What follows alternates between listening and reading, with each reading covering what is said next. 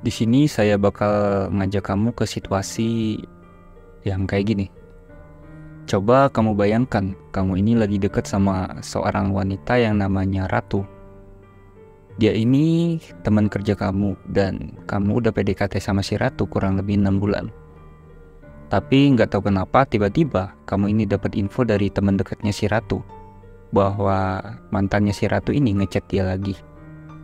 Kamu pun jadi bingung karena kamu sendiri tahu bahwa keadaan mantannya itu berakhir bukan karena si Ratu yang mutusin, tapi mantannya yang mengakhiri hubungan itu.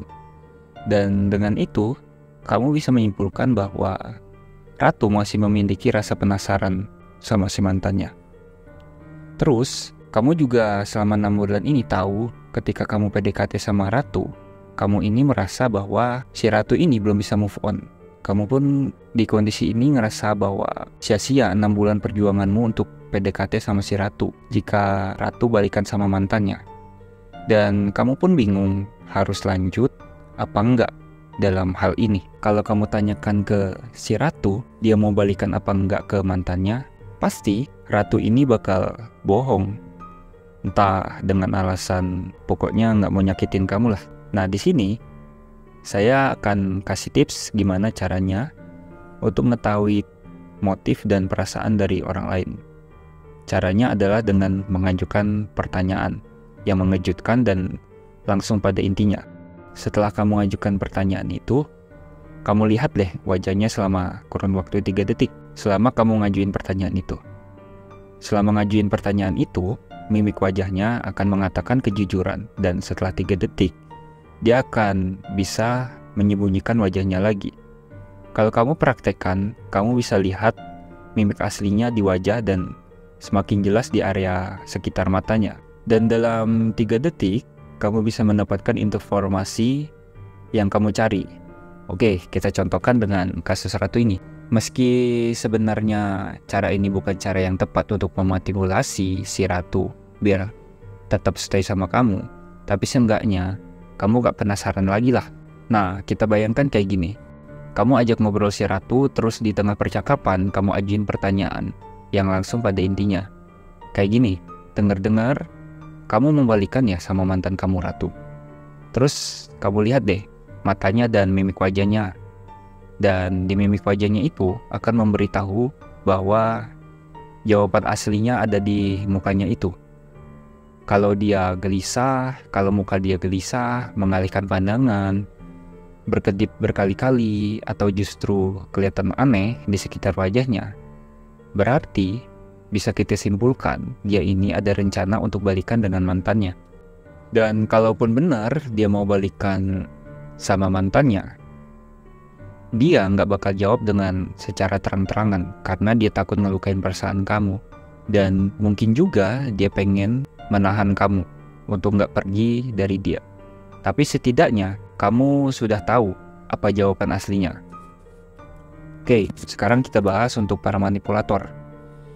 Jadi cara itu sangat penting untuk para manipulator karena sebelum bisa memanipulasi targetnya, mereka itu harus tahu terlebih dahulu tentang motif atau objek utama dari targetnya, apa yang dirasakan targetnya itu.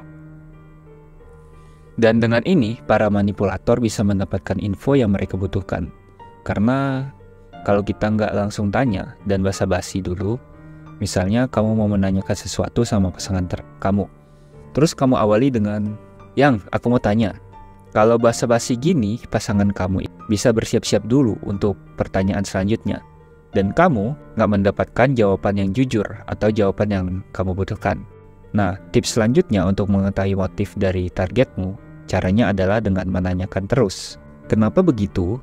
Karena biasanya ketika kamu bertanya sesuatu ke target kamu dan jawaban dia itu berkonotasi negatif, dia akan menjawab pertanyaanmu dengan alasan yang sok bijak dan sok baik, atau alasan yang aneh. Dan memang seringnya motif dari targetmu itu memang murni dari keegoisannya yang memang terdengar atau terlihat jahat. Coba kita praktekkan dengan contoh sebelumnya. Ketika kamu curiga kepada pasangan kamu, jangan pernah awali dengan pertanyaan kayak gini, "Yang, aku mau tanya sesuatu." Tapi sebaiknya kamu langsung aja tanyakan pada intinya. Kayak gini, "Yang, kenapa sih kamu chatan terus sama dia?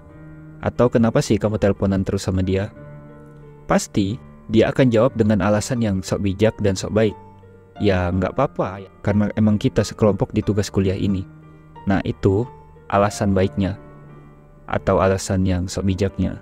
Terus kamu tanyain lagi deh, kayak gini, "Ada lagi nggak alasan selain itu?"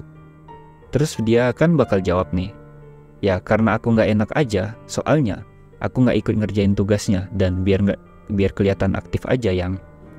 Nah ini alasan yang aslinya, karena dia memang lagi malas aja buat ngerjain tugas dan dia nggak ikut ngerjain tugas. Tapi walaupun nggak ngerjain tugas, dia pengen tetap dipandang kalau dia itu aktif. Tapi dia juga nggak enak buat jelasin ke kamu bahwa dia tuh aslinya males.